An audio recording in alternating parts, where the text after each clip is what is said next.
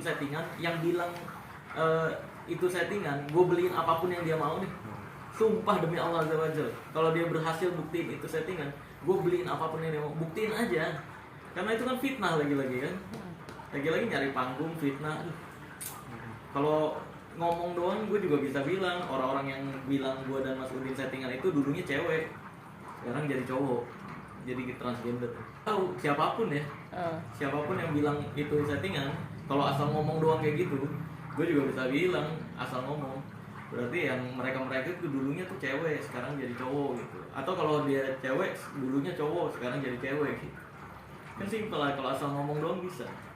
Oke, Bang Marcel. Agenda project kolaborasi itu collab itu. Oke, Cak. Kalau Ferdian ngomong pun ya masyarakat juga bisa ngecek itu dari tahun 2012. Ada, memang ada. Cuma kan aneh kan, terbukti kan fitnah-fitnahannya kan. Katanya nggak ada, nama aslinya juga nggak ada, nama Marcel Rival nggak ada. Ya lagi-lagi fitnahan kan. Mereka kayak gitu emang buat nyari panggung doang. Iya, bukan itu tuh kayak ditanya doang sih. Sel, nama sertifikat siapa gitu. Kok Marcel Rival nggak ada? Iya, nama asli gitu pakainya. Oh ya udah gitu. Gitu doang. Berarti memang daminya gitu untuk dibawa, karena saya khawatir yang aslinya itu rusak. Dan juga nama asli saya kan privacy tadinya kan, privacy. Nah maka dari itu saya nggak tunjukkan yang aslinya, saya damiin pakai nama panggung. Nah, Cuma kan bagi saya kan itu nama saya juga, kecuali saya buat sertifikat itu buat nama orang lain, itu pemalsuan baru. Ini kan buat saya juga. Marcel Rival saya, nama asli saya gitu. nah udah Kan pun masyarakat bisa ngecek kok, gitu kan kebenarannya bagaimana gitu. ibhcenter.org kan bisa diakses semua orang. Cuma kan mereka itu kemarin yang nyari nggak tahu cara nyarinya. Di situnya nomor anggota tapi nyarinya pakai nama kan, aduh. Ya kayak gitulah, mungkin nggak ngerti internet mungkin ya, gaptek mungkin. Oke, Bang Marcel. Saya IBH itu belajar ke teman saya satu lagi, trainer dari IBH, gitu, trainer IBH. Dan katanya sertifikatnya beli, tunjukin bukti saya beli, boro-boro saya beli, duit aja buat ikut pelatihan nggak ada. Makanya saya ikut ngekru, kenal sama teman saya, ikut pelatihan dia, saya dikasih sertifikasi IBH setelah dites sama dia, gitu. Oh, masih sekolah. Masih sekolah. Reiki juga. Memang pada saat sekolah itu saya udah ikut seminar, workshop banyak. Berarti 3 sertifikat Reiki itu pas diambil pas masih muda juga Pas ya? masih muda, iya betul. Yang soal pelaporan Bang Firdan Belum ada sampai sekarang, surat panggilannya belum ada. tapi Saya nggak ngurusin hal yang nggak penting soalnya. Iya, bagi saya itu mah angin lalu aja. Hal-hal yang nggak penting kayak gitu kan saya nggak terlalu fokus ke arah sana sih. Saya lebih penting mengedukasi masyarakat Indonesia. Saya lebih fokus masyarakat Indonesia nih udah tersampaikan belum edukasi saya, gitu aja sih. Kalau untuk orang-orang yang nyari panggung atau orang-orang yang bikin drama, fitnahan, itu hal-hal yang nggak penting bagi saya. Soalnya masyarakat Indonesia tuh juga bisa melihat lah, bisa membuktikan sendiri mana fitnah yang nggak ada buktinya, mana fakta yang jelas ada buktinya gitu. Bang Marcel cuma terdaftar. Dan itu jadi trainer doang. Kalau untuk deket ya baru kemarin ini. Karena kan dulu nggak dikenal, saya bukan siapa-siapa kan. Saya cuma peserta biasa. Ketemu Ferdian itu pertama kali kalau saya pribadi di IHS namanya, Indonesian Hypnosis Summit. Acara pertemuan para praktisi hipnotis 1 tahun sekali, IHS. Nah saya ikut terus tiap tahunnya. Dulu ada 2 atau 3 tahun, saya agak lupa ya, karena udah cukup lama juga. Pertama kali ketemu Ferdian sebagai trainer tuh di situ. Cuma saya nggak masuk kelasnya Ferdian, saya masuk ke kelas trainer lain di situ. Gitu. Gitu sih. Tapi Saya ikut kelasnya Ferdian. oh gitu, Saya ketemu doang berarti. ketemu kan di IHS itu ada banyak trainer nih, ngumpul dari satu, termasuk Pak Yan Nurindra juga almarhum ada di situ juga ngajar. Nah, saya masuk ke kelas-kelas dokter-dokter lain, gitu, trainer-trainer lain gitu sih.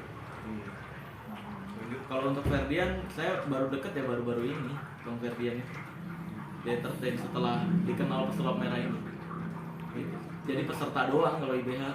Oh, peserta doang. Iya, murid salah satu member gitu. terkait sang istri Kak. Itu fake banget itu, fitnah.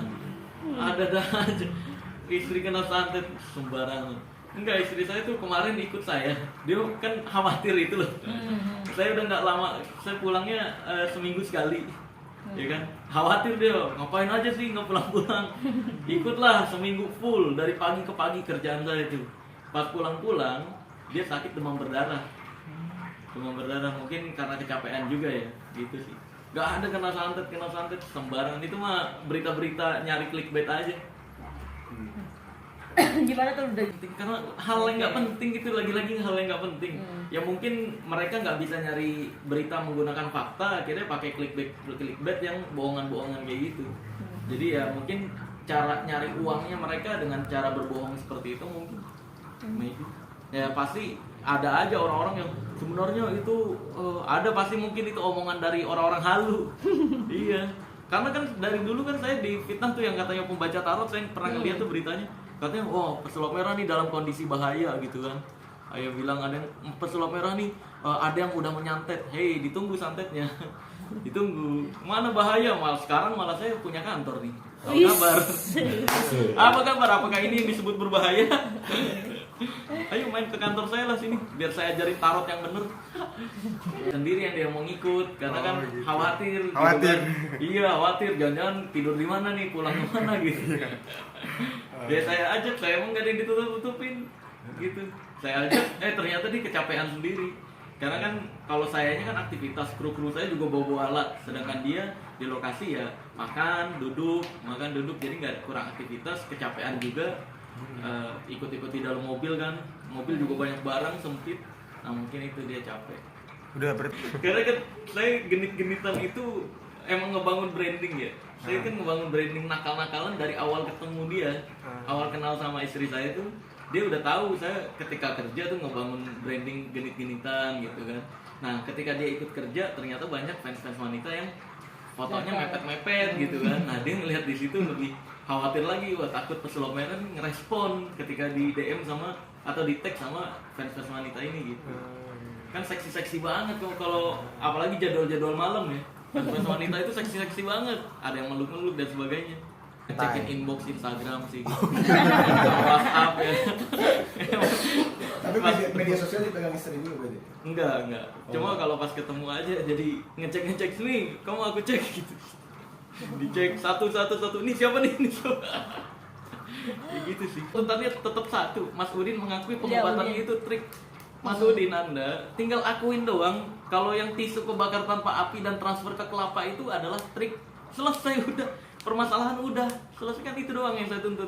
Pengen pembuktian, ini malah jadi ke sertifikasi. Fitnah sertifikasi. Ada lagi fitnah bapak angkat. Sejak kapan itu? Kok jadi kemana-mana sih? Ya kan aneh. Padahal intinya kan, ayolah siapapun nih ya, dukun-dukun yang bisa membakar tisu tanpa api, gue beliin apapun yang dia mau deh. Yang nggak pakai kimia-kimiaan ya, yang pakai ilmu gitu. Tisunya dari gue yang naro. Silahkan bakar, kalau kebakar gue beli apapun yang dia mau deh. Kan gitu sebenarnya intinya. Dari kemana-mana. dari